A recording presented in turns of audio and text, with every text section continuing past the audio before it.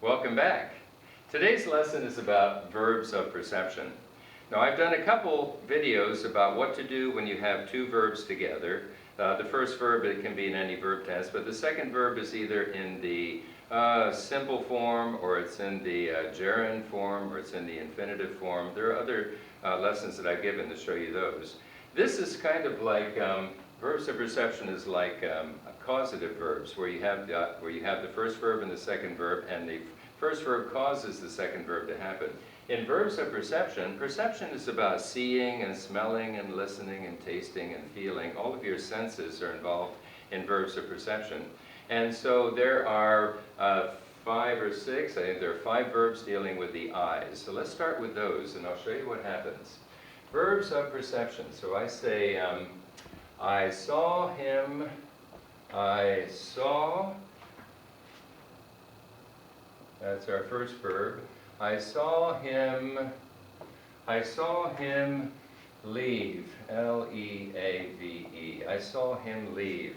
Now notice that this second verb here, because I only have one subject, this is an object, so that can't have a verb. So I saw him leave. Leave really goes with that subject. But two verbs together, saw and leave. Leave is in the simple form. It has no ing, no ed, no past participle. It is just in the simple form that you normally learn the verb in. Why? Because I saw him leave. I saw the whole thing. I saw him open the door. I saw him go out the door. I saw him close the door behind him. So I saw him leave. You use the simple form when you have seen the entire action. How about if I say this, however? I saw him leaving. Oh, all these different colors. I saw him leaving. Now what does that mean? It means I didn't see the whole thing. I saw him put on his coat, and I saw him walking towards the door. I knew he was going to leave, but then I was busy and I turned away and I didn't see the whole thing. So I only saw part of the action. I saw him leave, I saw him leaving. So leaving, and as we learned before in some other of my lessons, when you see an ing, it means the action is incomplete. So when I say I saw him leaving, I didn't see the complete action. I only saw part of the action because of that ing. I saw him leaving. Other verbs of perception are watch. So you could say, I watched him leave, I watched him leaving. You can also say observe, I observed him leave, I observed him leaving. You can also say notice, I noticed him leave, I noticed him leaving. All of these verbs are kind of the same. Oh, there's one more, look for. I looked at him leave, I looked at him leaving. So all of these would be similar to saw. So we have 5 of these verbs: see, watch, observe, notice, and look at.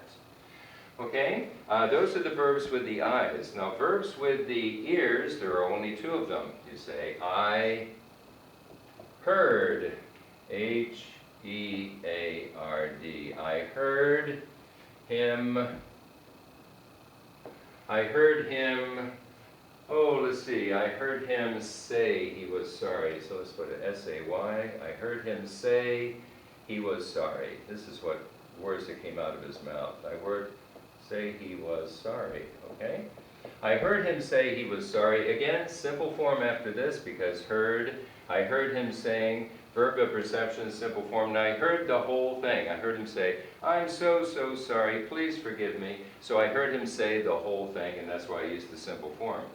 Another example, I heard him leaving, L-E-A-V-I-G. I heard him leaving, so I heard him making noise about leaving. Maybe I even heard the front door close. I heard him leaving, but I didn't hear the entire thing. I only heard part of it. I didn't hear him put on his coat or anything like that. So I heard him leaving. So when you have the entire action, say. When you have the part of the action, leaving. And there's another one with the ears, and it's listen. I listened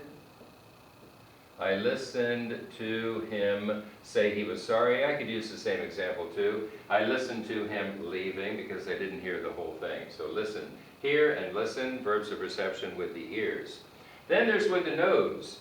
Now with the nose it's kind of a little bit different, because you say I smelled something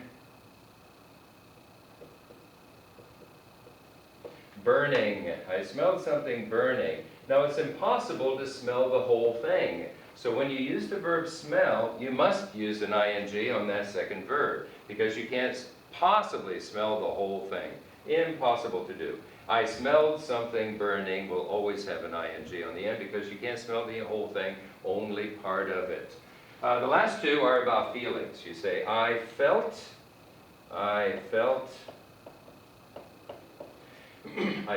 someone touch my shoulder. So someone in this crowded room touched my shoulder and I felt it. Let's put touch in green because that's the second verb, touch. So I felt someone touch my shoulder. And it's easy to feel the whole thing because it's a very quick action. I felt someone touch my shoulder. But how about this? I felt someone standing behind me. Now, standing behind me, I don't know how long somebody was standing behind me, so I didn't hear the whole action. I didn't feel the whole action. So I felt someone standing behind me. You know, you get that feeling that someone is there. Oh, who's there? And someone is standing behind you. So incomplete action, ing. The last verb is about sense, but it's not really used that often. I sensed someone, S-E-N-S-E-D. I sensed someone. Now sensing means to feel or to just know by some other way. I sensed someone touch my shoulder. I sensed someone standing behind me. Same two examples would apply to this last verb. So, just to review, see, watch, observe, notice, and look at are 5 verbs with your eyes. Hear and listen to, 2 verbs with your ears. Smell with your nose. Feel and sense with your body. Okay, and those are the verbs of perception, and this is how to use them with either the simple form after, when you hear or see or smell the whole thing, and with the ing, when you only see, hear, feel part of it. That's the lesson for today. Bye for now.